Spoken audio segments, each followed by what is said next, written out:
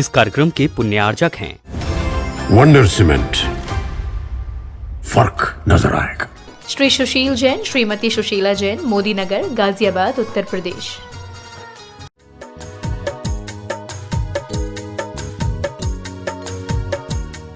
पूज्य गुरुदेव के चरणों में कोटेशन नमन।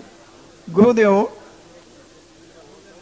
दैनिक मिथ्या दृष्टि मानने वाला जीव कहता है कि हमारा तो 30वां गुण स्थान हो सकता है और हम भव्य हैं, तो मिथ्यात्व को क्यों छोड़ें?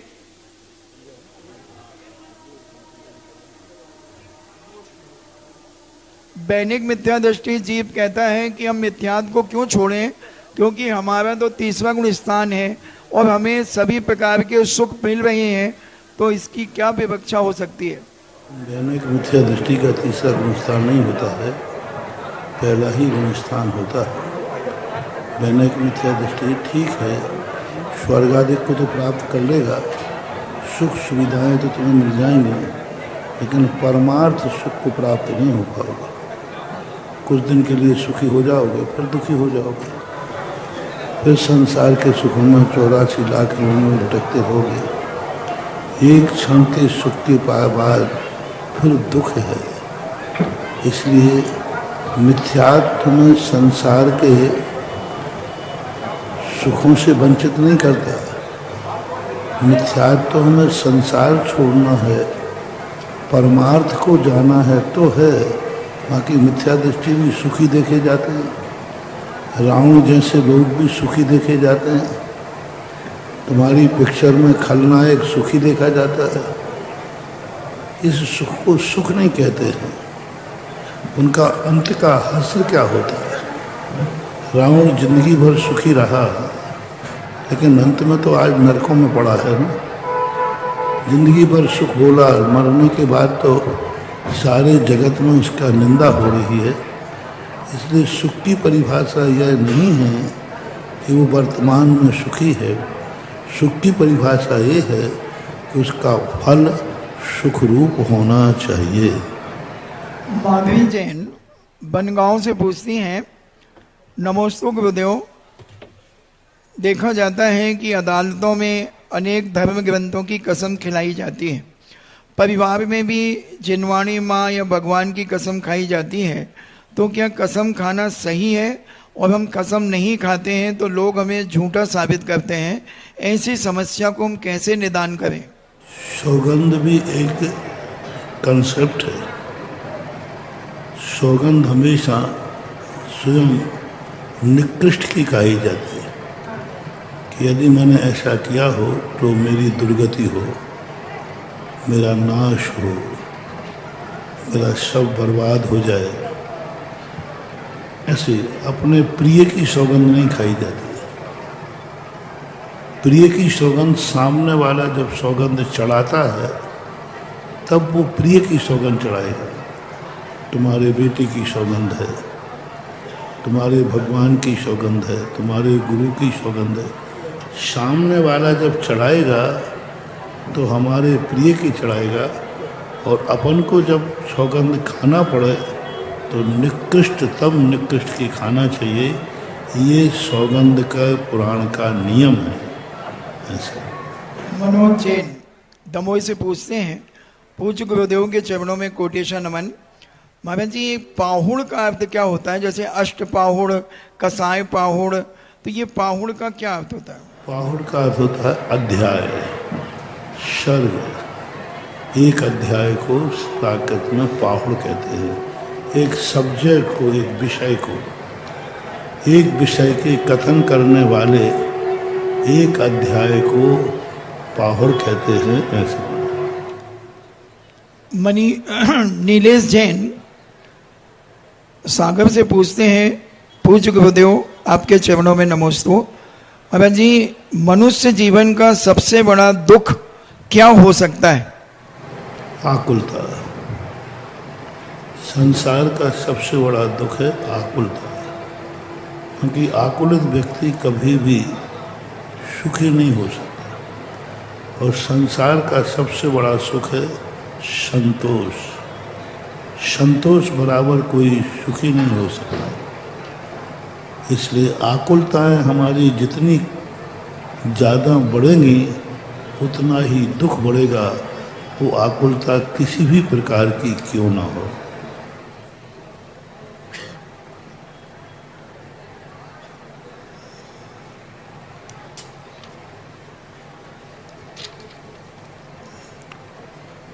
अरविंद जैन दमोह से पूछते हैं, मेरे गुरुदेव के चरणों में कोटेशन नमन। महाराज जी, आजकल ज्योतिषाचार्य आदि एक काल सर्प दोष की चर्चा करते हैं, तो क्या हमारे जैन दर्शन में इसकी कोई मान्यता है? किसी भी दर्शन में काल सर्प नाम की कोई चर्चा नहीं है, किसी पुराणों में नहीं। ये काल सर्प अभी वर्तमान में कुछ सालों से चला है। इसका दूसरा रूप है ग्रहों की वक्रता। ग्रह जब सर्पाकार में आ जाते हैं तो बीच में जो अच्छे ग्रह होते हैं वो उनके बीच में फंस जाते हैं, वो कोई कार्य नहीं कर पाते। और जो दुष्ट ग्रह होते हैं वो चारों तरफ से कुंडली मान लेते हैं। वो दशा सर्प, काल सर्प की संज्ञा दे दी गई। और ये चीज़ों से कभी घबराना नहीं चाहिए, क्योंकि ये चीज़ें सबके जीवन में एक ना एक दिन आती हैं। एक चक्र है, वो चक्र घूमता है। हर व्यक्ति के जीवन में वो कहीं ना कहीं किसी ना किसी रूप में आएंगे। राजा है तो, महाराजा है तो, बस उस समय यही है कि थोड़ा क्षमता भाव रख लें। जब अशुभ कर्म का उदय आवे तो आकुल व्याकुल ना हो, थोड़े दिन के लिए शांत हो जाओ, एकदम रिलैक्स, सब तरफ से निवृत्त हो जाओ। कोई भी कार्य मत करो, थोड़ी देर के लिए, कुछ 2, 4, 8 दिन, 15 दिन के लिए एकदम शांति धारण करो और अच्छा कार्य करो, भगवान की भक्ति करो। इसलिए नहीं करो कि दुख दूर हो जाए, इसलिए करो कि दुख के दिन में मैं क्या करूं। देखना, कोई कहे कि दुख के दिन में भगवान का नाम लेना चाहिए या नहीं, लेना चाहिए, पर दुख दूर करने के लिए मत लो। दुख के दिनों में क्या करें बैठे बैठे, इसलिए भगवान का नाम ले रहा हूँ, तो आप देखना वो दुख जो 6 महीने में जाना था वो 6 दिन में समाप्त हो जाएगा। दुख के दिनों में जैसे जितने महापुरुषों को उपसर्ग आते हैं, उसके निवारण के लिए भगवान का नाम नहीं लेते। बोले दुख के दिनों में अब क्या करें, भगवान के नाम लेंगे। शेर सुदन को फांसी पे चढ़ाया जा रहा है, तो फांसी से मुक्ति के लिए भगवान का नाम नहीं लेते। बोले अंत समय मरना है तो भगवान का नाम लेते हुए मरेंगे। कितनी बड़ी बात, भगवान से फांसी से मुक्ति के लिए भगवान का नाम नहीं लिया। क्या सोचा उन्होंने, मर ही रहा हूँ तो भगवान का नाम लेते मरूंगा। ऐसा जैसे भाव आया, सूली सिंहासन हो गई। ये भाव आया, बोले ठीक है, अब मरना तो निश्चित है ही, मैं प्रभु भगवान आपका नाम लेकर मरूंगा। चमत्कार हो गया। और हम आकुल बोले, हे भगवान फांसी से बचाओ, हे भगवान बचाओ, तो कुछ नहीं होना, क्योंकि अपराध किया है तो फांसी तो लगेगी, लेकिन चमत्कार हो जाता है। इसलिए जब कभी अशुभ दिन आए तो अपना धर्ममय वातावरण बनाओ, अच्छा सोचो, अच्छा सुनो, अच्छा बोलो, अच्छा करो, अच्छा खाओ, अच्छा सब तरफ से अच्छा। अच्छे लोगों के बीच में चले जाओ, अच्छे स्थान पर चले जाओ जब तुम्हारा बुरा समय है, क्योंकि बुरे समय को अच्छे में बदलने का एक ही तरीका है। बुरे समय में आपको बस एक ही चीज़ रखना है, मन में अच्छा सोचना, बुरा मत सोचना। आँखों से देखना, अच्छा देखना, क्योंकि बुरा समय चल रहा है। बुरी बातें मत सुनना, अच्छी बातें सुनना। बोलने में कोई कठोर गाली गलौज मत बोलना, अच्छी बात बोलना। करना हो तो अच्छे कार्य करना। अच्छे क्षेत्र पर चले जाना, किसी होटल पे, किसी हिल स्टेशन पर नहीं जाना, किसी अच्छे स्थान पर चले जाना, अच्छे लोग की संगति में चले जाना। साधु संतों की संगति में, गुरु की संगति में किसी तीर्थ क्षेत्र पर चले जाना। ऐसा करने से वह जो बुरा दिन आया है, बुरे दिनों में अच्छे दिन का बहुमत बढ़ जाएगा, बुरा दिन अपने आप खत्म हो जाएगा। बैलेंस बनाओ, बुरा दिन आया है तुम अच्छे दिन बढ़ा दो, अच्छे दिन बढ़ा दो, और अच्छे दिन जैसे ही तुम बढ़ाओगे बुरे दिन अपने आप डाउन होते जाएंगे। ये है बुरे दिन में वो समाप्त करने का तरीका। कल्पना जैन ललितपुर से पूछती हैं, गुरुदेव को नमोस्तु। गुरुदेव, पंच कल्याणक के व्रत किस तरह से करना चाहिए? 1 साल में पूरा करना चाहिए या 5 साल में? अगर 1 साल में करते हैं तो 2 तिथि यानी 2-3 कल्याणक भी एक साथ पड़ जाते हैं, तो हम 5 में करें या फिर 1 में करें? आपकी शक्ति कैसी है, शक्ति के अनुसार करना चाहिए। 5 कल्याण 1 साल में करोगे तो कहीं ऐसा भी आएगा कि रेगुलर 2 दिन पड़ जाए, रेगुलर 4 दिन तक पड़ जाए। अब आपके 4 उपवास करने की शक्ति है तो 1 साल में करो, और यदि नहीं है तो पंचवर्ष में भी किए जाते हैं। अपनी शक्ति विचारना। 2 तिथि एक साथ पड़ जाएंगे तो आपके वे दोनों माने जाएंगे, क्योंकि आपने तिथि पाड़ी नहीं है, कुदरत से पड़ गई।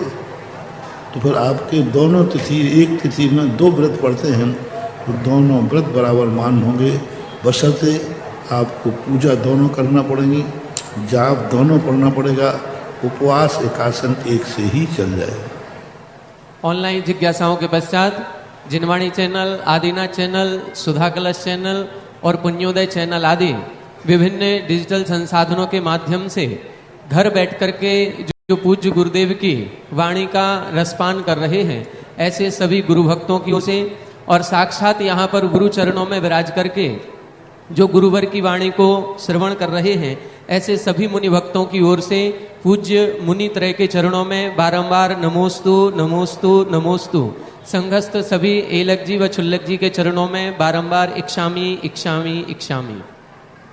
आज के इस जिज्ञासा समाधान कार्यक्रम में प्रथम जिज्ञासा रखेंगे। आज मेहरौनी से बहुत सारे भक्तगण पूज्य गुरुदेव के दर्शनार्थ और निवेदन करने के लिए आए हुए हैं कि पूज्य महाराज श्री का मंगल विहार मेहरौनी की ओर हो। अध्यक्ष श्रीमान पवन जी मोदी सभी साधर्मी बंधुओं के साथ अपनी जिज्ञासा रखेंगे। इसके साथ ही दूसरी जिज्ञासा के लिए तैयार रहें श्रीमान सुमत जी सराफ। पूज्य मुनि पुगम श्री सुधा सागर महामुनिराज की जय।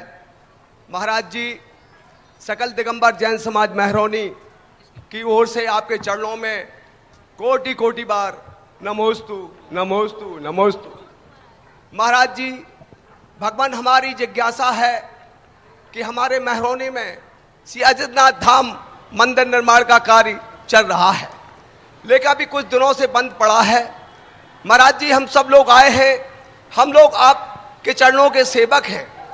और महाराज जी, हम लोगों का एक ही आपसे विनती है, एक ही अभिलाषा है कि महाराज जी आपके चरण, आपके कदम मेहरौनी में पड़े, जिससे हमें आपका सानिध्य प्राप्त हो, आपका मार्गदर्शन प्राप्त हो, आपका आशीर्वाद प्राप्त हो, जिससे हमारा जो मंदिर निर्माण कार्य है बहुत ही शीघ्र प्रारंभ हो सके। महाराज जी, हमारी ऐसी अभिलाषा है, हमारी ऐसी मंगल भावना है। नमोस्तु महाराज जी, नमोस्तु महाराज जी, नमोस्तु महाराज जी।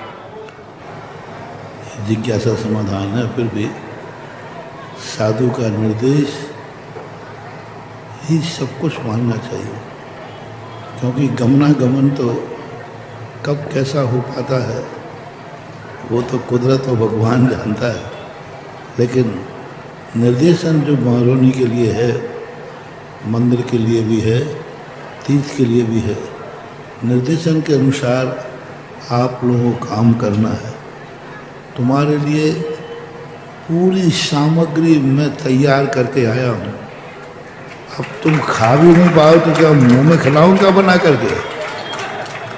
देखो, मैं जहाँ भी कार्य छोड़ता हूँ पूरी कमाई करके रख के आता हूँ। आटा, दाल, चावल, अब बनाना है और खाना है मेहरौनी वालों, तो पूरा सब कुछ व्यवस्थित है। गाइडलाइन पूरा खूब समय दिया, खूब किया। अब आपको बनाना है साधु का गमनागमन, माला फेरो, अच्छा भाव हो जाए तो मैं मना नहीं कर रहा हूँ।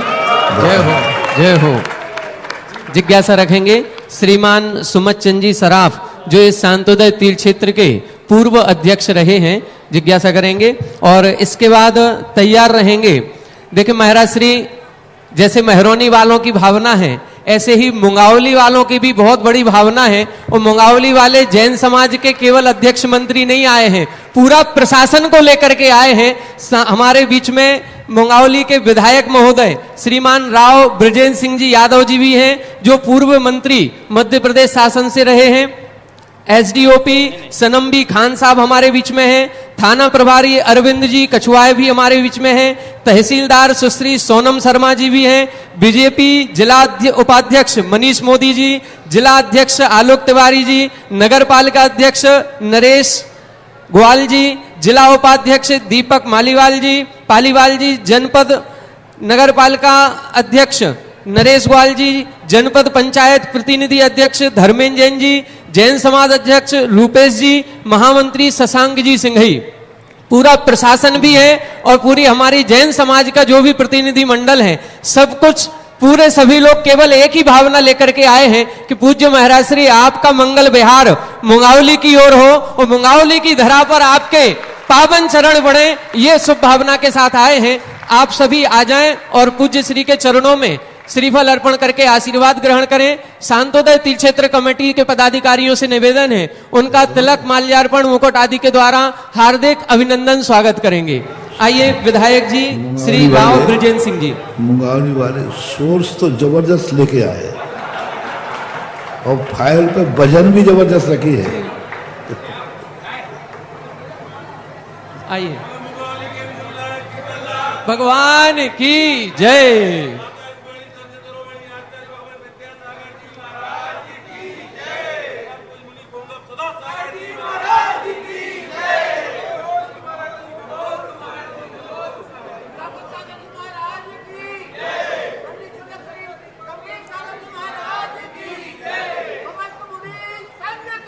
जय हो।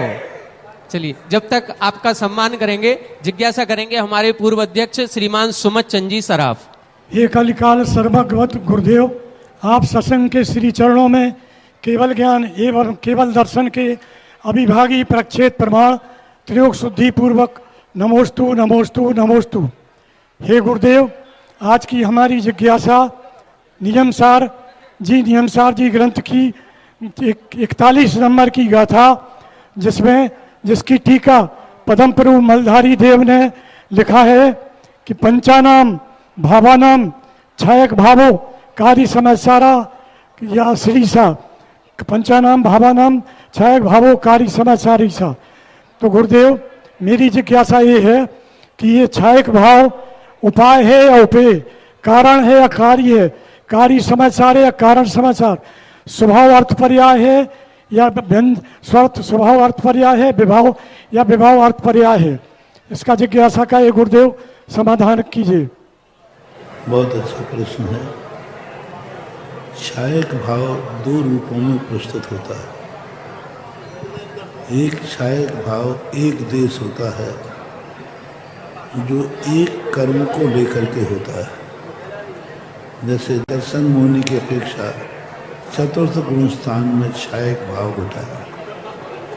दूसरा छायक भाव घटाया उन्होंने 13वें गुण स्थान में जाकर के, जहाँ 3 घातिया 4 घातिया कर्मों का नष्ट हो गया। चौथा छायक भाव है सिद्ध भगवान के भाव। छायक भाव जो है, क्षयोपम भाव है, ये कभी आत्मा के स्वभाव नहीं हो सकते, क्योंकि स्वभाव पर सापेक्ष नहीं होता। छायक भाव कर्म सापेक्ष है, कर्म के क्षय की कृपा से उत्पन्न हुआ है। औदैहिक भाव तो है ही नहीं, उपशम भाव भी नहीं। इसलिए पूज्यवर अमृतचंद सूरी महाराज ने बहुत अच्छी एक व्याख्या की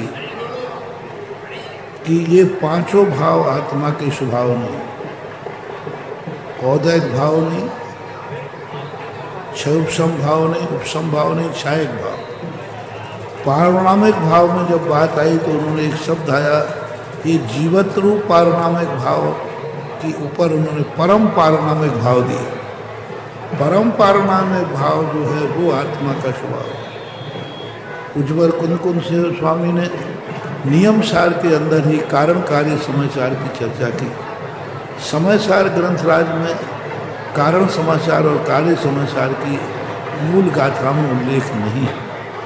नियम सार के अंदर जरूर उन्होंने कारण और कार्य समाचार की बड़ी अच्छी व्याख्या की। तो ये क्षायक भाव आदि ये हमारे स्वभाव नहीं है, स्वभाव है ज्ञायक भाव। ज्ञान भाव स्वाभाविक भाव नहीं, क्योंकि ज्ञान क्षायक होता है, दर्शन क्षायक होता है। ज्ञायक भाव जो है ना क्षायक होता है, ना क्षयोपम होता है, ना उपशम होता है।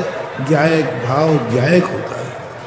इसलिए आत्मा का स्वभाव जो परम निरपेक्ष टंकोत्कीर्ण एक ज्ञायक पिंड स्वभाव, तो मल्लधारी देव ने टीकाकार ने इसको सरल करने का प्रयास किया है।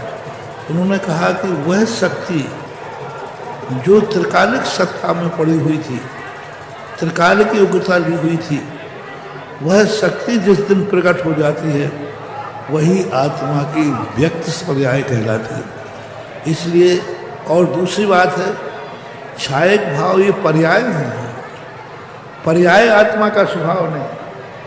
सुमत चंद जी, पर्याय जो है वो आत्मा का स्वभाव नहीं। जितने ये भाव हैं, पांचों भाव, ये पर्याय है। पर्याय आत्मा का स्वभाव नहीं हो सकता है। ज्ञान आदि गुण हैं, गुण आत्मा के स्वभाव नहीं हो सकते। स्वभाव है जो पर्याय और गुणों से भिन्न है, जो ज्ञायक स्वभाव है। जो पर्याय और जो ना पर्याय है ना गुण है, ये बात अलग है कि पर्याय गुण के बिना नहीं है। इसलिए बार बार स्वामी कहते हैं कि तुम भगवान ज्ञान भाव में मत अटको, ज्ञायक भाव में अटको, ज्ञान भाव में मत अटको। कल ब्रह्मचारी विरोध जी यही चर्चा कर रहे थे। मैंने कि ज्ञान भाव नहीं, ज्ञान क्षायक होता है, ज्ञान क्षयोपम होता है। लेकिन आत्मा का स्वभाव ना तो क्षयोपम रूप है ना उपशम रूप है, वो ज्ञायक स्वरूप है।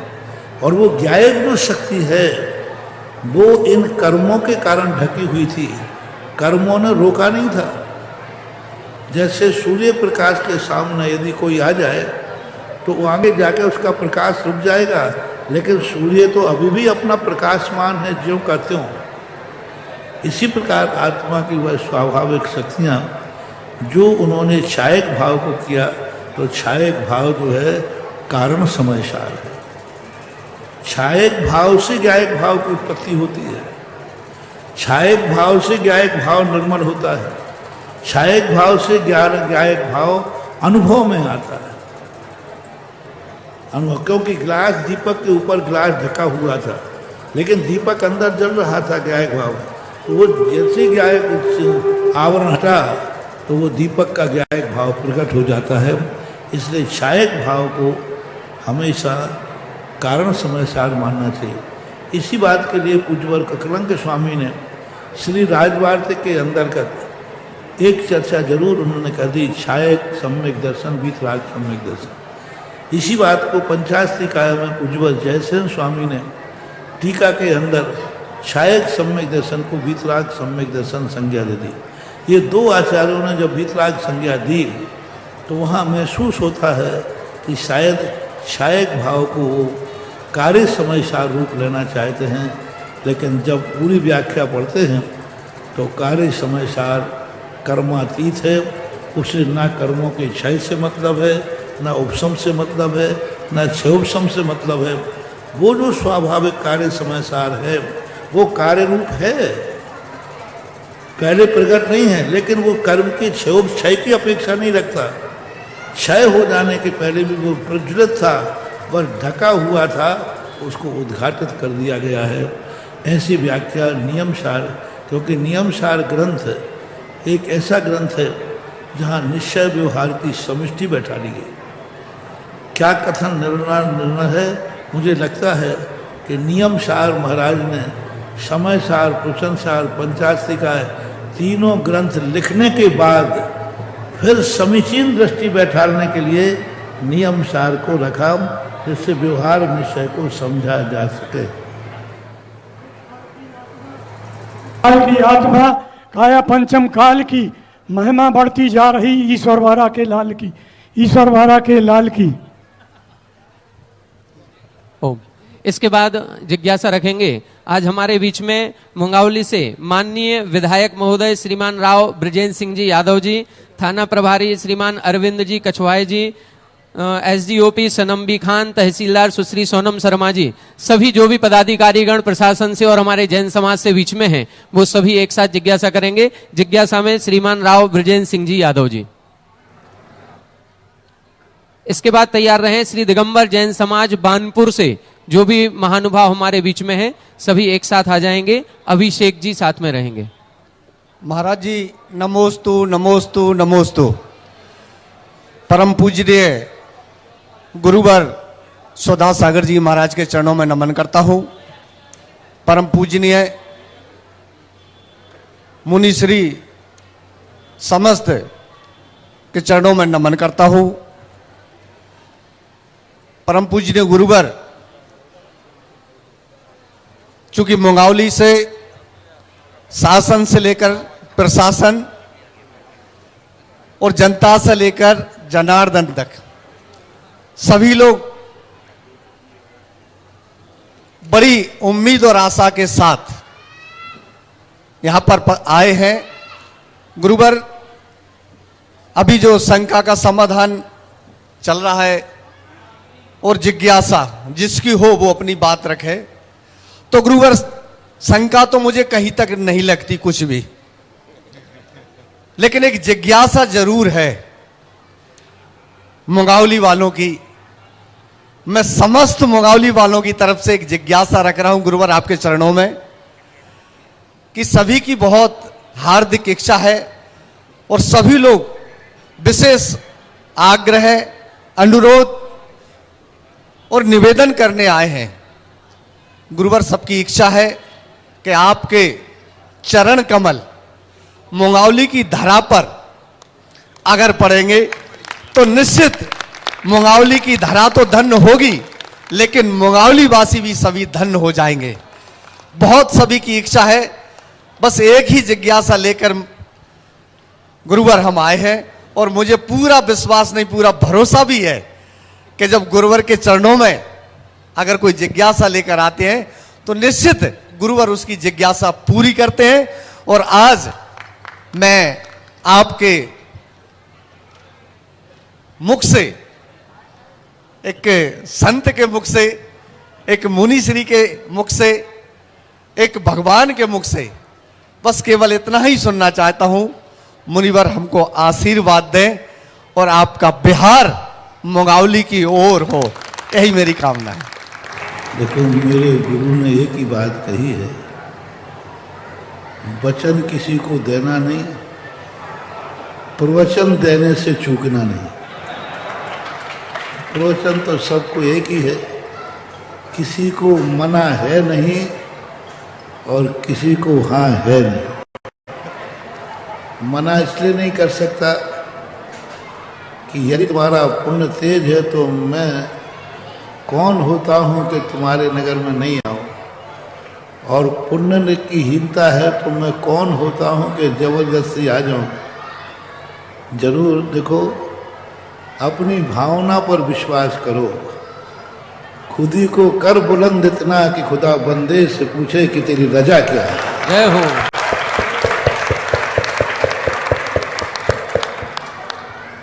नमोस्तु नमोस्तु नमोस्तु महाराज।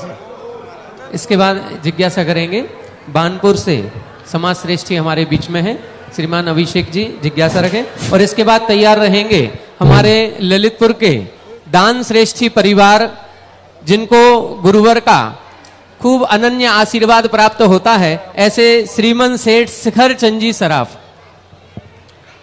परम पूज्य गुरुदेव के चरणों में कोटि सा नमोस्तु नमोस्तु नमोस्तु। पूज्य मुनिवर के चरणों में कोटि सा नमोस्तु। और छुल्लक जी और एलक जी के चरणों में एक छामी एक छामी एक छामी। महाराज जी ललितपुर जिले में जहाँ जहाँ शांतिनाथ भगवान हैं सब जगह खूब चमत्कार हो रहा है महाराज जी, खूब जय जयकार हो रही है। और ललितपुर के पूर्व दिशा में हमारा अक्षय क्षेत्र बानपुर भी आता है, उसका भी कल्याण हो, ऐसा आशीर्वाद प्रदान करें महाराज जी। और मैं ललितपुर समाज और यहाँ पर मेहरोनी समाज भी बैठी हुई है, इन सबसे निवेदन करना चाहता हूँ कि हमारे यहाँ जिज्ञासा करें, निवेदन नहीं, ये जिज्ञासा समाज जी समाज के जो निमात है ना इनको लास्ट में दिया करो जिज्ञासा जी जी हमारे समाज को सहयोग प्रदान करें ताकि हमारे समाज की व्यवस्था बनी है। मेरी व्यक्तिगत जिज्ञासा है महाराज जी, मैं यदि 1 किलोमीटर दूर बाइक से जल भरने जाता हूं, कुएं का गर्मियों में खत्म हो जाता है, तो धोती दुपट्टा में जा सकता हूं या उन कपड़ों में भर ले आऊं? नहीं, धोती दुपट्टा में ही जाना चाहिए। मोटरसाइकिल से? मोटरसाइकिल की मैं अनुमति नहीं दे पाऊंगा, लेकिन फिर भी लाते हो तो धोती दुपट्टा में ही लाना चाहिए। अब मोटरसाइकिल से लाते हो कि ट्रेन प्लेन से लाते हो वो आपकी व्यवस्था है, लेकिन फिर भी धोती दुपट्टा तो होना ही चाहिए। नमोस्तु महाराज जी, नमोस्तु महाराज जी, नमोस्तु। जिज्ञासा करेंगे श्रीमन सेठ शिखर चंद जी सराफ, और इसके बाद तैयार रहें श्रीमान तारा चंद जी दमोह। महाराज जी 108 सुधा सागर महाराज जी को अनंत बार नमोस्तु नमोस्तु। शुल्लक जी एलक जी को, बर्णी जी को इच्छामी इच्छामी इच्छामी, और समस्त एलक संघ को इच्छामी इच्छामी इच्छामी अनंत बार। और मेरी जिज्ञासा तो सब समाप्त हो गई, केवल एक ही जिज्ञासा है कि भगवान आपने भगवान को दीक्षा दी, तो मैं चाहता हूं कि हमें अगले भाव में हमारी भी दीक्षा आपके चरणों में हो, और आप सताई हों और दीर्घ जीवी हों। और भावना ये है कि अगले जन्म मैं आपका ही शिष्य बनूं। देखो ऐसी बात जब कोई कहता है कि अगले जन्म में भी मैं आपका शिष्य बनूं और जन्म जन्म तक मैं शिष्य बनूं, एक दिन और ये प्रश्न आया था आज, तो मैं बड़ा खुश हो जाता हूँ। इसलिए खुश हो जाता हूँ कि अगला जन्म मेरा तो मुनिपद का पक्का हो गया। तुम सिद्ध बनो या नहीं बनो, लेकिन तुम्हारी भावना ये है कि अगले जन्म में मैं आपका शिष्य बनूं, इसका अर्थ है मेरा मुनि पद तो पक्का हो ही गया। तो भगवान करे आप सबकी भावना पूरी हो, मैं जन्म जन्म तक मोक्ष प्राप्त करने तक मुनि बनता रहूं, क्योंकि मैं अपने पद से पूर्ण संतुष्ट हूं और पूर्णतः इस पद के आनंद। मैं तो यही कहता हूं कि अंतराल ही नहीं पड़े। यदि अभी से मुनि लेकर मोक्ष पर्यंत तक रेगुलर मुनि बनना पड़े तो मेरी सहमति है, मैं रेगुलर भी तैयार हूं, क्योंकि इससे अच्छी खुशी की बात और क्या हो सकती है। भावना तुम्हारी है, बहुत अच्छा है, आशीर्वाद है। और करना है, मैं मूर्ख हूँ और अज्ञानी हूँ, मुझे कोई शास्त्रों का ज्ञान नहीं है। कृपया ऐसा मार्ग बताएं कि हम अपना जीवन मनुष्य जन्म सार्थक कर सकें। जा आदत तो तुम्हारे बाप में भी होती है। चंपल राम प्रसाद जी, हाँ वो भी यही भोले भाले आदमी थे, सीधे साधे, लेकिन वो सीधे साधे थे लेकिन काम ऐसा पक्का करते थे कि बहुत। जिज्ञासा करेंगे श्रीमान ताराचंद जी दमोह। और जो लोगों ने कहा कि प्रातः काल जो आपने यहाँ की योजना, प्रदीप ब्रह्मचारी हैं, आप बोल देना आलोक जी। देखो अब प्रातः काल इस क्षेत्र का भविष्य, क्योंकि यहाँ रेलवे ट्रैक है, हजारों यात्री जाते हैं, सब कुछ। एक ऐसा भगवान का चतुर्मुखी, इतनी बड़ी प्रतिमा 40 फुट ऊपर, 40 फुट ऊपर जाकर 21 फुट की खड़गासन मूर्ति विराजमान हो। जय हो, जय हो, जय हो। और कल कुल मिलाकर के ये कम से कम 60, 70, 80 फुट तक ऊंचा हो जाएगा, क्योंकि यहाँ का जो रेलवे ट्रैक है इस ढंग का एंगल बना रहा है कि दूर से 1 किलोमीटर दूर से व्यक्ति भगवान का दर्शन कर सकता है। मंदिर के अंदर तो मूर्ति बैठती है, लेकिन ये दर्शन खुला, सारी दुनिया देखेगी। कहाँ का यात्री कहाँ से देखेगा, और रेलवे ट्रैक में बैठेगा के बैठे उनका परिवार कहेगा कि भाई ललितपुर के बाहर जब निकलो या प्रवेश करो, थोड़ा बाईं तरफ झांक लेना, दाईं तरफ वहाँ बहुत बड़े खड़गासन मूर्ति मिलेगी। जय हो। और इतनी बड़ी एक नहीं होगी, 4 मूर्ति होगी चारों दिशाओं में। अभी तक भारत में इतने फुट ऊंचे रेलवे ट्रैक के ऊपर 21 फुट की खड़गासन मूर्ति, एक नहीं 4। ये यहाँ का भाव आया। नीचे तो अपने शांतिनाथ भगवान बैठ ही रहे हैं, उसके ऊपर 30 फुट पर त्रिप्लेक्स मंदिर बनेगा, और उसके ऊपर जाकर भगवान जहाँ शिखर बनती है उस स्थान पर चक्रमुखी, और वहाँ पर इससे भी ऊंचा 12 गुना ऊंचा कल्प वृक्ष होगा। उस कल्प वृक्ष के नीचे बैठेंगे भगवान। जय हो, जय हो, जय हो। और ऐसी विशाल मूर्ति अभी तक बहुत बड़ी चीज बनेगी महानुभाव, सारी दुनिया के लिए देखने में, और सारी दुनिया समझेगी कि एक दिगंबरत्व क्या है। और जितनी दूर दूर तक इसकी दृष्टि जाएगी उतना ही सुभिक्ष है। मैंने कहा था ना, शांतोदय में वो होगा जो शतोदय और देवोदय में नहीं हो पाए। जय हो, जय हो, जय हो। वो चीज शांतोदय में होने वाली है। वो अपने आप मैंने शतोदय में कह दिया था, और वही हमें तुम लोग भी सोचते थे क्या होगा वहाँ तो कुछ हो ही नहीं सकता। लेकिन देख लो, ऐसा हो रहा है जो दोनों क्षेत्रों पर नहीं हो पाया और अभी और कहीं भी नहीं है। ऐसी 4 मूर्ति। और मैं तो यही कहता हूँ कि ऐसा भाव आया है, कोई ना कोई पुण्यात्मा है जिस पुण्य का कह रहा है कि महाराज मेरी तरफ से यह मूर्ति बैठना चाहिए इतनी बड़ी। और मेरा तो भाव यही होता है कि अच्छे काम के लिए मैं वही माला फिरता हूँ, हे भगवान ये शक्ति मेरे किसी भक्त को ही देना है। जय हो, जय हो। हाँ, और उनको देना जिन्होंने इस क्षेत्र के प्रति पूरा पसीना बहाया, मेहनत की है। और सबसे बड़ी कार क्योंकि ये कहलाता प्रसाद, अपने हाथ से मूर्ति बैठाने का भाव आना, ये जीवन की सबसे बड़ा प्रसाद है, सबसे बड़ा आशीर्वाद है।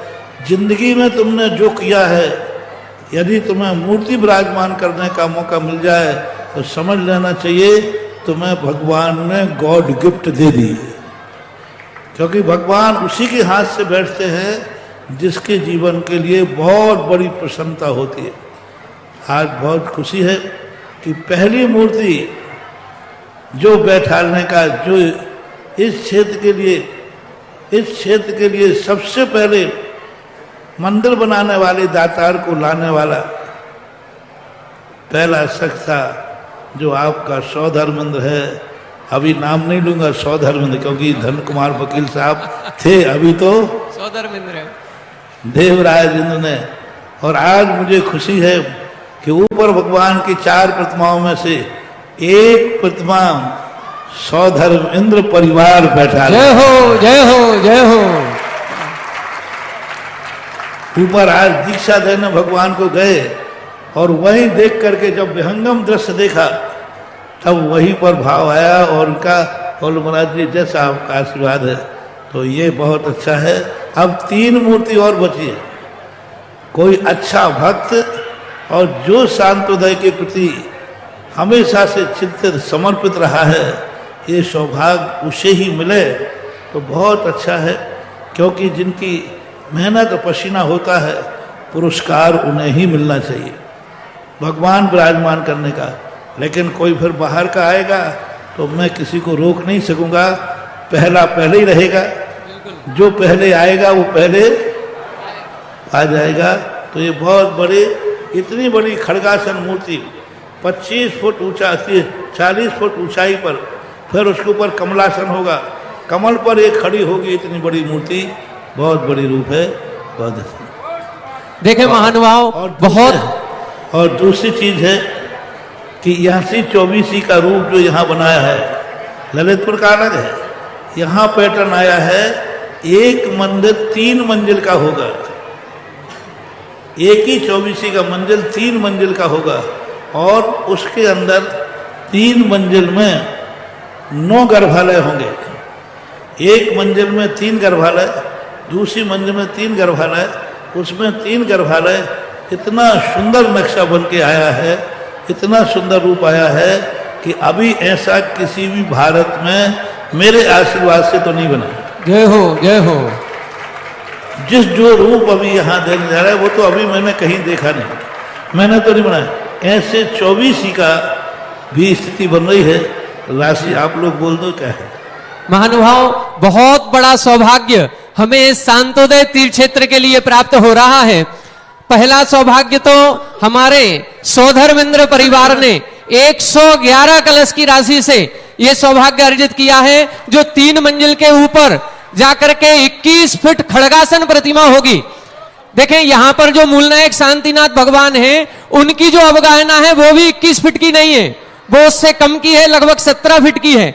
जो शांतिनाथ भगवान पद्मासन में विराजे हैं वो भी 15 फीट उत्तुंग है।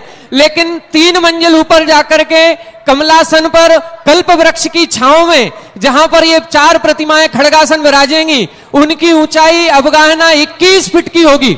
और ऐसे एक भगवान को विराजमान करने का सौभाग्य हमारे सौधर्मेंद्र परिवार ने श्रीमान सवाई सिंघई धन्य कुमार जी एडवोकेट आलोक जी जब महाराज श्री मूलनायक के संस्कार करने गए, सौदे में साथ में थे और पत्थर मिल गया तो 31 फुट भी हो सकती है। हाँ। क्या बात है, जय हो, जय हो। 21 से लेके 31 तक का ऑप्शन है। और जब ट्रेन से तुम निकलोगे, बीना वाले निकले चाहे झांसी वाले निकले, किसी भी रूट से कहीं से अप डाउन से निकलेंगे तो भगवान के दर्शन होंगे। और ऐसा हिंदुस्तान में 3-3 घर वाले वाला त्रिप्लेक्स मंदिर होगा, जिसमें सबसे ऊंचाई में जाके खुले में चतुर्मुखी 4 भगवान होंगे। पूरब पश्चिम उत्तर दक्षिण, कहीं से भी ट्रेन, कहीं से भी रोड, कहीं से भी जाएंगे तो आपको प्रभु को नमोस्तु करके ही जाना पड़ेगा।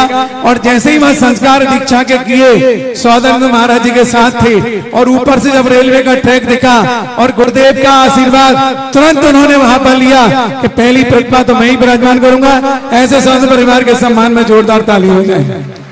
सौधर्मेंद्र ने तो एक सौभाग्य ले लिया, अभी 3 सौभाग्य और बाकी हैं। जो भी महानुभाव, वैसे तो महाराज श्री का जो भावना हो, जो आशीर्वाद है, वो तो उनका कहना है कि जिन्होंने इस शांतोदय तीर्थ क्षेत्र के लिए पसीना बहाया है, रात दिन एक करके इस क्षेत्र को ऊंचा उठाया है, उनको ये सौभाग्य मिलना चाहिए। लेकिन फिर भी पूरे भारत के लिए यह सौभाग्य खुला हुआ है।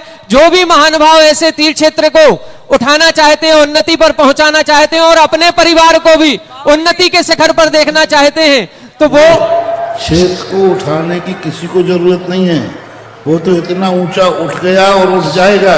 जय हो। दरकार तुम्हें अपने आप को ऊंचा उठाना है तो आ जाओ जी।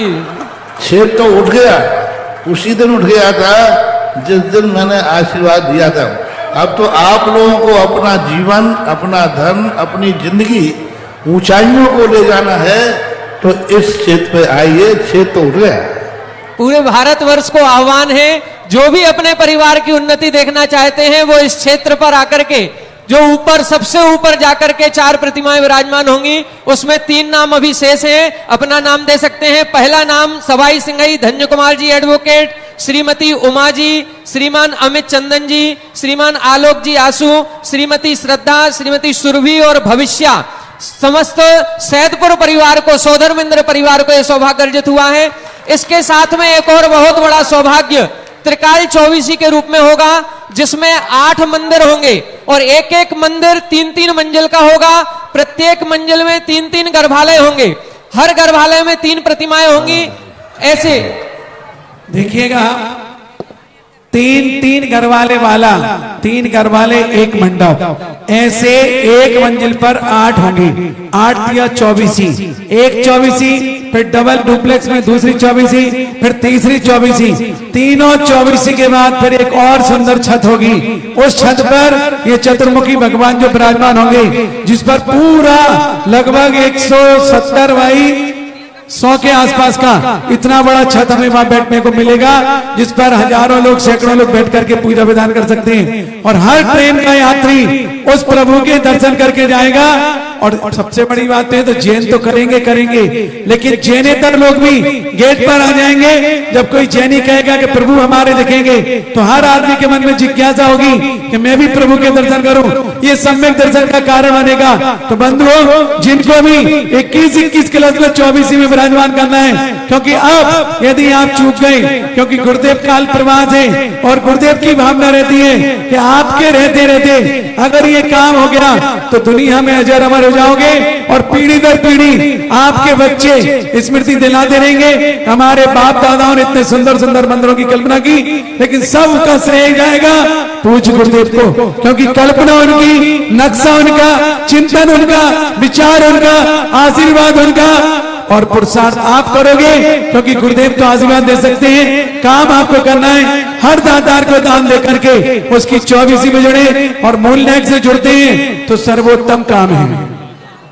जिज्ञासा गुरुवर के चरणों में बारंबार नमोस्तु नमोस्तु नमोस्तु। छुल्लक जी एलक जी के चरणों में इच्छामी इच्छामी इच्छामी। गुरुवर, आज आदिनाथ भगवान की दीक्षा हुई। हमने आपके प्रवचनों में सुना है, उनके साथ में 4000 राजाओं की दीक्षा नाम आए तो वो तो घोषित करो, 4 5 6 जो सुबह आए थे। तो उस समय कोई दीक्षा गुरु का हमने उल्लेख नहीं सुना है।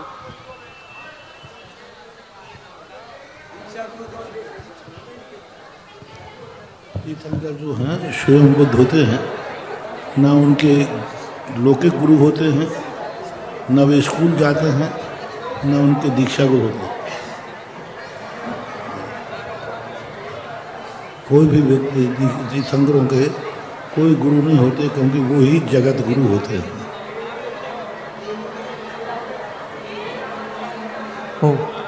और वो 4000 साधु जो हैं वो देखा सीखी बने थे, वो सही मुनि नहीं बने थे। बाद में जब भगवान को केवल ज्ञान हुआ तो भगवान को गुरु मान करके उनमें से कुछ साधुओं ने दीक्षा ले ली थी। समोषण में भगवान ही गुरु होते हैं और भगवान स्वयं गुरु होते हैं। देखें, जो 24वीं बननी है, 21 कलश की राशि निर्धारित है, उसमें कुछ नाम हमें प्राप्त हुए हैं, जिसमें सबसे पहला नाम है श्रीमान मनोज कुमार जी, विनय कुमार जी, समस्त जड़ी बूटी परिवार। दूसरा नाम हमें प्राप्त हुआ श्रीमान प्रेमचंद जी, राजेश जी, सिंघई पल्लवी, जाखलोन वाले परिवार। तीसरा नाम श्रीमान सेठ प्रकाश चंद जी, महेश कुमार जी, पुष्पेंद्र कुमार जी, अनुपम जी, समस्त अनोरा परिवार। और भी जो भी महानुभाव 21 कलश की राशि में 24वीं में अपनी सहभागिता देना चाहें, अपना पुण्यार्जन करना चाहें, वो शीघ्रता से हमें हमारे पास नाम पहुंचा दें। ये भी सस्ती इसलिए है कि आरसीसी के साथ प्लानिंग है। देवोदय में तो 71 कलश में 1 24 है, और ये राशि भी आपको लगभग 4 से 5 साल में देना है। बहुत बड़ी राशि नहीं है। 21 कलश दे करके आप अपनी 24वीं का पुण्यार्जन करेंगे, और जीवन में कुछ करो या ना करो, लेकिन एक मंदिर और एक 24वीं विराजमान करने का भाव तो कर लेना चाहिए। और जब एक बनाओगे तो दोबारा गुरुदेव के पास आओगे कि गुरुदेव मुझे अब क्या करना है, कहीं 24वीं और बनवाओ, क्योंकि ये दान तुम्हारा ऐसा फलेगा कि दिन दूना रात चौगुना तुमको विकास कराएगा। जिज्ञासा हमारे सौधर्मेंद्र परिवार जिन्होंने एक वेदिका पुण्यार्जन किया है, उनके संपूर्ण परिवार के सदस्य यहाँ पर आ गए हैं। श्रीमान सवाई सिंघई धन्य कुमार जी एडवोकेट, श्रीमान अभय जी, विनय जी, पवन जी, उमा जी, अमित चंदन, आलोक आशु, श्रद्धा, सुरभि, भविष्या, प्रियंका, पीयूष, अरुणिमा और अंतस, सभी सदस्य गुरुवर का आशीर्वाद ग्रहण करें। जिज्ञासा करें श्रीमान देवेंद्र कुमार जी जिजियाउन। इसके बाद तैयार रहें श्रीमान एडवोकेट सत्येंद्र जी।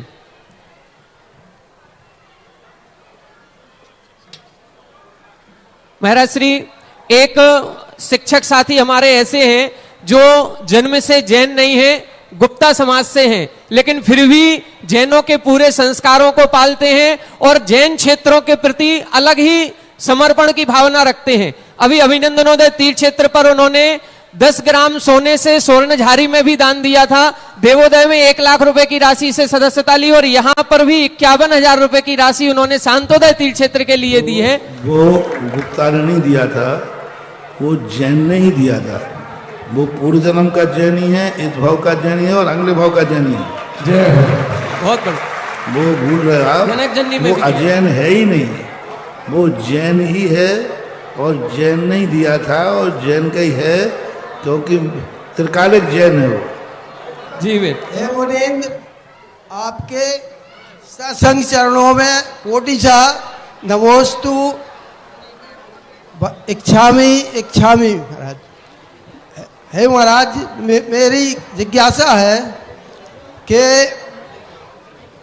आचार्य कुंद कुंद महाराज का तो नाम सभी लोग लेते हैं, बिल्कुल हर उसमें, लेकिन आचार्य धरसेन और पुष्पदंत भूतवाली, जिन्होंने सबसे पहले हमारे ऊपर सबसे बड़ा उपकार किया, कर्मोकार मंत्र जैसे को लेखक पत्र किया और कसाय पावड़ जैसे धवला जैसे शास्त्रों को हमारे लिए प्रदान किया।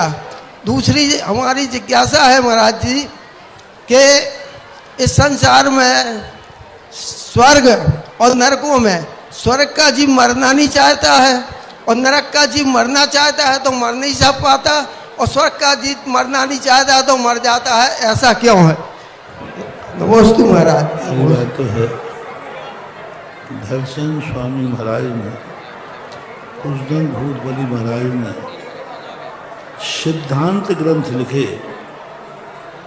सीधा जगत का कल्याणकारी ग्रंथ नहीं लिखा उन्होंने, जनता के लिए सिद्धांत, उससे धर्म की रक्षा हुई है। लेकिन कुंद कुंद स्वामी ने ऐसे ग्रंथ लिए जिसमें जगत की रक्षा हुई और जगत का उपकार हुआ, क्योंकि सचखंड नागम एक सिद्धांतिक ग्रंथ है। उनको तो गृहस्थों को पढ़ने तक का अधिकार नहीं है, सभी नहीं पढ़ सकते, उन राजों को ही पढ़ने का अधिकार है, और वो तो स्वाध्याय में भी नहीं आए और पढ़ने में भी गृहस्थ के लिए मना ही है। इसलिए सारे जगत ने जिन ग्रंथों से उनका सीधा उपकार हुआ है, उन ग्रंथों को उपकारी मान करके उनको मुक्ता रहती है।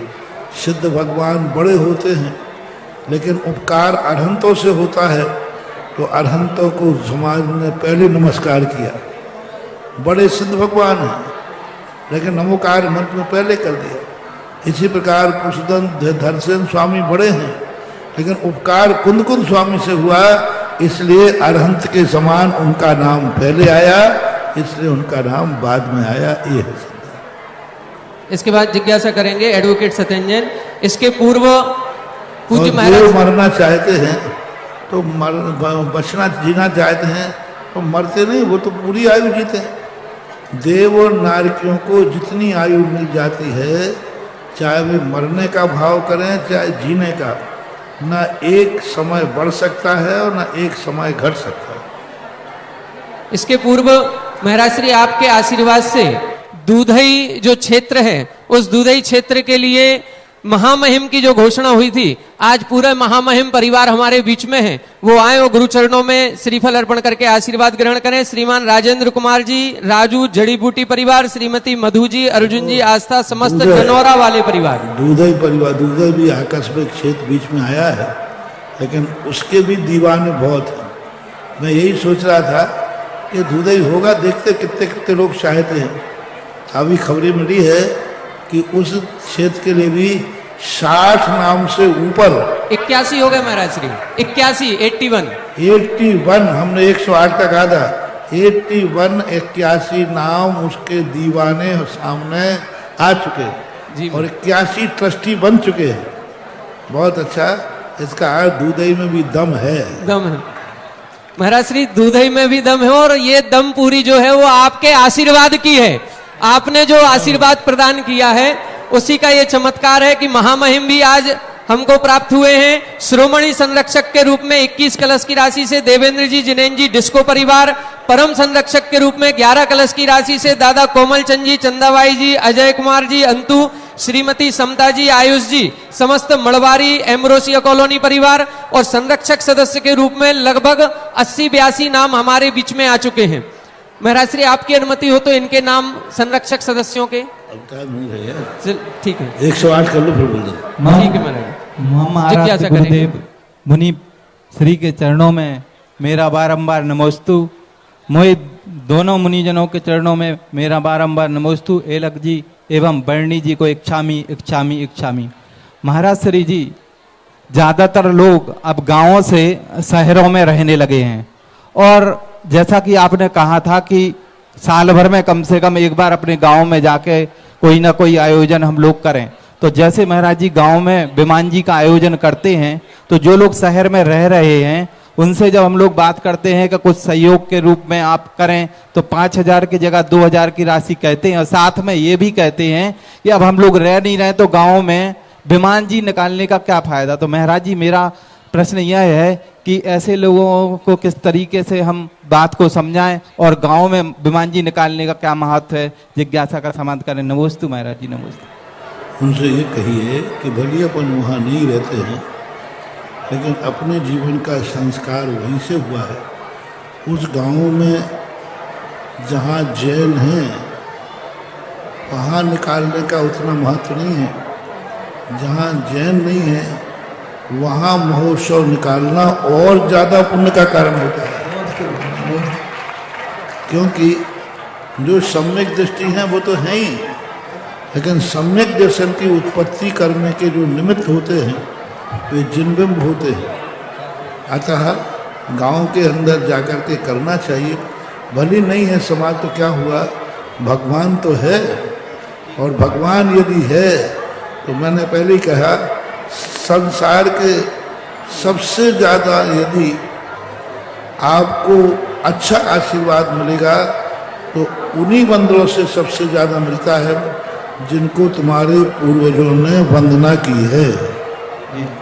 तो इस अपेक्षा से उनको समझो। आज की अंतिम जिज्ञासा रखेंगे जिनको आहारदान करने का आज पुण्यार्जन करने का सौभाग्य प्राप्त हुआ है। श्रीमान अरविंद कुमार जी, अमित प्री जी, अंश जी, अरविंद ऑप्टिकल्स परिवार, श्रीमती अलका जी। महाराज श्री एक और विशेष, कल 12 वर्षीय पाठ्यक्रम की परीक्षा है और सभी परीक्षार्थी आपका आशीर्वाद चाहते हैं कि कल का जो परीक्षा है वो सानंद अच्छी तरह से उनका संपन्न हो। सभी लोगों को आशीर्वाद है और 8वें वर्ष जीवकांड है घुमर साथ, घबराओ मत, निश्चिंत होकर के करो। आप तो यही कहो, हे जिनवाणी मैया मेरी जितनी शक्ति थी श्रद्धा थी मैंने तुझे पढ़ा है और अब तो जितना याद आ जाए तो लिख देना, नहीं तो उसी पेपर को नमोस्तु करके दे आना। और बस इतना ही करना, घबराना नहीं, सब अच्छा पेपर दो, बहुत सरल पेपर आएगा, सब अच्छी तरह पढ़ना तो नियम से कुछ ना कुछ तो बन ही जाएगा। जी महाराज जी। आज की अंतिम जिज्ञासा श्रीमती अलका अमित प्रिय जी। मुनि त्रय के चरणों में बारंबार नमोस्तु नमोस्तु नमोस्तु। एलक छुल्लक जी के चरणों में इच्छामी इच्छामी इच्छामी। महाराज जी मेरी जिज्ञासा ये है कि पंच कल्याणकों में सौधर्म इंद्र का ही ज़्यादा महत्व बताते हैं, जबकि हम लोग जो पढ़ते हैं तो सौधर्म ईशान स्वर्ग तो सबसे नीचे के स्वर्ग हैं, पहले दूसरे, और उसके बाद वाले इंद्र तो उनसे बड़े कहलाने चाहिए। तो फिर भी सौधर्म इंद्र का इतना क्या महत्व होता है और पंच कल्याणक में विधि नायक का क्या दायित्व होता है, कृपया समाधान करने। उम्र से और पद से बड़ा महत्व नहीं होता है, उनकी उपयोगिता है। सौधर्मेंद्र एक अपने ऐसा उपयोगी पद है जो कि पंच कल्याणक का विशेष पुण्य लेकर के वो आता है।